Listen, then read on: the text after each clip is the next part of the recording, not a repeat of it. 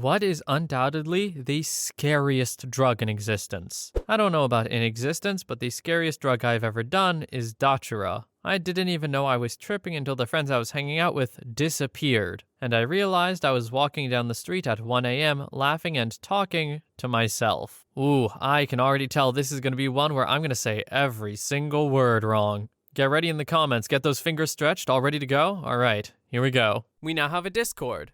Check out the server in the link in the description. Story 2. I followed 3 tall, shadowy figures through what I thought was a cave until I was suddenly completely submerged in a local lake at 3 in the morning. I remember being unable to swim, then being in the hospital. I still have no idea who was there at the time or how I was saved. That memory still gives me the creeps. Story 3. I was already drunk when I did it. A friend and I passed by a Bruchmansia tree and he told me that I could pick 2 of the flowers and just eat them raw, and I would be tripping balls for days. We were around 19 at the time and I figured he was full of it, so I picked 2 big flowers and ate them, kinda just to call his bluff. Nothing happened for about an hour and a half. I just got really tired. I fell asleep at my friend's house, then woke up and decided to walk home. On my walk home, I started running into friends here and there who just decided to walk with me. We were all laughing and talking and having a good time. I didn't feel any different, just a little drunk still. By the time I was on my street and could almost see my house, I was with a group of 10 or so. Then I turned to look at something and just like that, they were all gone. That's when I remembered the flowers and realized I'd been alone the whole walk. It still didn't feel like I was tripping. It may not seem like much, but I can't explain how terrifying that feeling was. But as bad as it was, I know I got off easy. After my experience, I became obsessed with reading trip reports on Arrowhead of people who had done it. It was very clear that night could have gone way worse. Story 4. I came in here to say the same thing as earlier.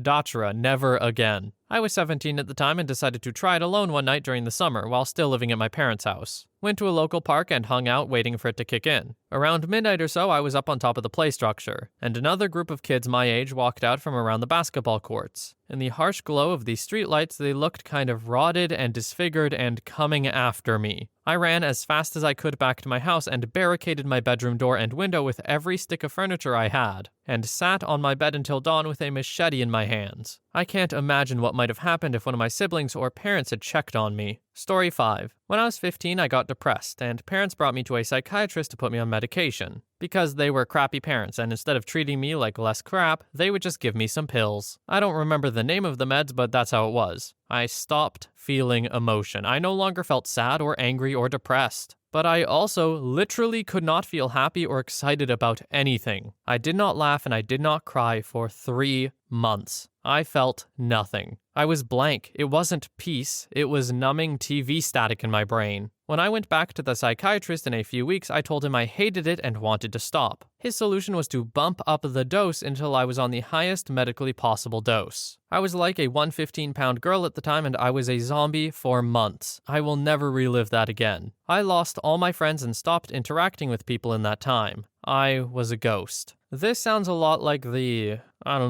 pills they used to give housewives to sedate them or whatever. Definitely not a good solution to, anything, by the way. Yes, let's just take you and strip the humanity out of you. That's fun, that'll be good. Story 6. Any drug utilized as a paralytic, neuromuscular blocker or similar, used in the medical field for intubations and other procedures wherein having a patient move around would be dangerous to themselves or make the procedure extremely difficult. Usually used in conjunction with an agent to snow out the patient, making them forget that they're under sedation. If you forego the snowing, the patient is acutely aware that they cannot move, cannot speak, and cannot breathe. Right now, I gotta say, this one has my vote. Being trapped in your own body is one of my biggest fears that I think I've had since way too young. Story 7. Spice. When I worked in an inpatient psychiatric unit, the police brought someone in who'd taken a whole lot of it. I have no idea what horrendous things this guy was seeing, but he was having a real bad time of it. He didn't come down for over 24 hours, and he spent a lot of that time in restraints to stop him from doing serious harm to himself or other people. Literally, as soon as it was out of his system again, he started craving it, and trying to get us to let him out so he could score some more. Story 8. Used to have a roommate who worked on oil rigs, so he couldn't use real drugs. Switched entirely to spice, since it would still let him piss clean. Him and his girlfriend smoked that stuff multiple times every day. They were both major stoners before, so this was just a legal continuation of that habit. They did that daily for months. No issues. One morning, the girlfriend took half a hit after waking up. She remembers that part pretty clearly. Just a baby hit before going to take a shower. That's when she blacked out. From the perspective of me and my roommate, it was like a scene from The Exorcist. It was like a demon possessed her, screaming at the top of her lungs, to the point that she was spitting blood and frothing at the mouth. Her whole body was seizing and contorting in ways I haven't seen before, scratching and biting at anyone who tried to come near her like a rabid animal. We called the paramedics. We needed to get the police involved. Little 110-pound girl required 6 officers to subdue her and get her strapped down onto a stretcher. She ended up being fine. Placed in a psych ward for a day, and when she calmed down, an IV of electrolytes and B vitamins. Doctors at the hospital said that this kind of reaction wasn't uncommon. Even a tiny bit can just randomly set you off completely. Doesn't matter if it's your first, 100th, or even 1,000th time trying it. They said it's even been triggered by secondhand smoke of it. Absolutely screw that crap. Story 9. There are a lot of crazy drugs that screw up your skin and make people crazy as hell. But honestly, nothing scares me more than H. I've seen too many people throw away everything in their lives just to chase that high. I've seen former classmates turn into junkies who steal from their friends and family, dig through trash cans, and sell themselves within months of shooting up for the first time. Never try ice. Have you ever known someone who is really into it? They find these insane problems to get into, fill their life to the brim with them, and the way the drug changes their perception, it makes it extremely hard for anyone to even feel bad for them. That sounds like the deepest nightmare to me. It turns someone into a catastrophe magnet, while repelling any form of love or help. It's perfectly evil. Story 11. I had a student who was hooked on ice. I felt bad for him because I had been made aware of his history. I was teaching a chem lab. If he was high, I had to follow a script to get him out. And it was pretty bad. And he didn't seem that far off for the first month. Then he started stalking me and one of my other students, and that's when it went too far. He showed up to lab shortly after that, either high or coming down. I think it's the latter. He could barely stand, was drenched in sweat, and couldn't really comprehend what I was saying or answer questions. I asked if maybe he wanted to sit the lab out. I wasn't allowed to say, "You're high, get out of here." He didn't look like he was feeling well. He said he was just going to get some water, grabbed his bag, and I never saw him again. Story 12. Agreed. Ice is one of the few drugs that is very resistant to drug addiction treatment, especially for long-time users. It's very insidious, like most drugs. It usually starts out with a person trying smoking it once at a party, with a friend or as part of intimate action. It's also very much tied with downers like opiates now. As opiate use rises, so does ice. This progresses to occasional use on weekends, more frequent use during the week, and eventually daily use. For some, it progresses to injection, which is the most severe, because of the rapid come up and down, which leads to a much stronger addiction. Ice rewires the reward system of the brain. It activates dopaminergic receptors and blocks dopamine reuptake. This explains the euphoria. It also explains the hallucinations and paranoia, think schizophrenic-like symptoms, as well as bruxism, thermal dysregulation, and appetite suppression. Long-term users may exhibit Parkinson's-like symptoms from chronic abuse. What is the worst aspect of dopaminergic activation is that your moral code, your motivation, and reward systems are all dopamine-based. Think the behavioral reinforcement side of all addiction. You are actively pressing that reward button with usage, so over time, your life spirals. Ice destroys people's minds in a way that is really difficult to fix. Cravings can last for years, besides the physical damage if the addiction gets bad enough. Ice has devastated communities because it's cheap, insidious, and it keeps people craving it for years. Recovered addicts' brains will light up when put into the mindset of their drug use for a long time after recovery. It's scary. Story 13. My ex used ice. He started to because he couldn't afford his ADD meds and buying ice via Silk Road was much cheaper. He was on slow-release Vyvanse instead of Adderall due to abusing Adderall before. He always took it orally though and never smoked it. He ended up making and using opium tea at the same time as well, mixing the uppers and downers. He made me take it countless times, though I never wanted to. It makes you talk like crazy and spill your guts about anything and everything. So he wanted me to be able to keep up with him, and he also had a massive paranoia that I was lying to him. In addition, he wanted me to take it to lose weight. Finally, it got the better of him, and he went into a massive 3-day paranoid spiral of no sleep, hacking into my phone, and tearing the apartment apart looking for evidence that I had cheated on him, which of course there was none. It was a horrible relationship from start to finish, but the drugs just turned him into a beast that had no control over any impulses anymore. He tried to strangle me to death. After all the times I did it with him, I thank whatever powers may be that I am not addicted. Nor do I have any desire to do it again. It is a horrible drug. I mean, the drug was always associated with these awful experiences and awful persons, so maybe that helped. Maybe the brain managed to push through and fight those dopamine messer-uppers or whatever. Either way, OP,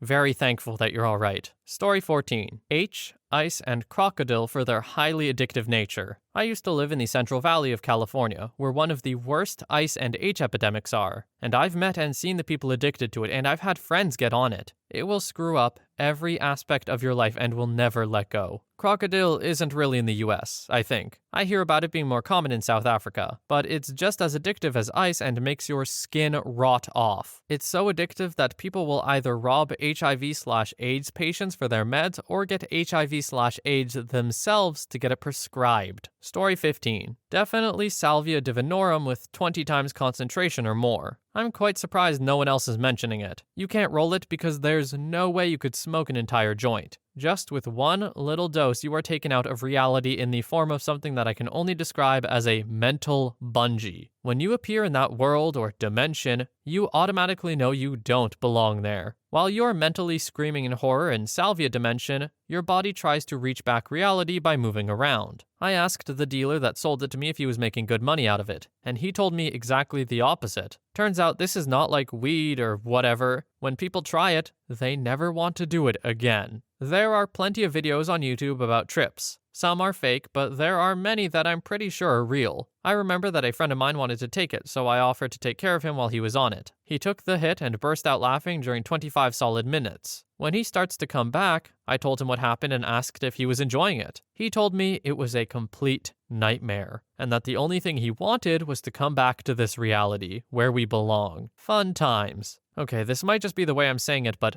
does salvia divinorum not just sound like a stupid Harry Potter spell or something? I've got to be saying that wrong, right? Story 16. Salvia. One of the most intense psychedelics you can ever do. That crap will literally turn you into a glass of orange juice for what feels like eternity. You completely forget that you are or ever have been human. Meanwhile, your body is still functioning. You move around and scream, all while in the weirdest and scariest trip of your life. It has a strange effect of making you believe what you see, and think it's real and has always been real. You forget who and what you are and accept that your life is gone. You prepare to live in torture for eternity. Also, most people think it's illegal, but a lot of states haven't criminalized it. Look up if it's legal where you live and you might be able to find it at your local smoke shop. This is one of the reasons I will never understand how the government decides which drugs are illegal. It seems super arbitrary. Like, yes, obviously the common argument is like, oh, weed is a class, whatever, the worst. They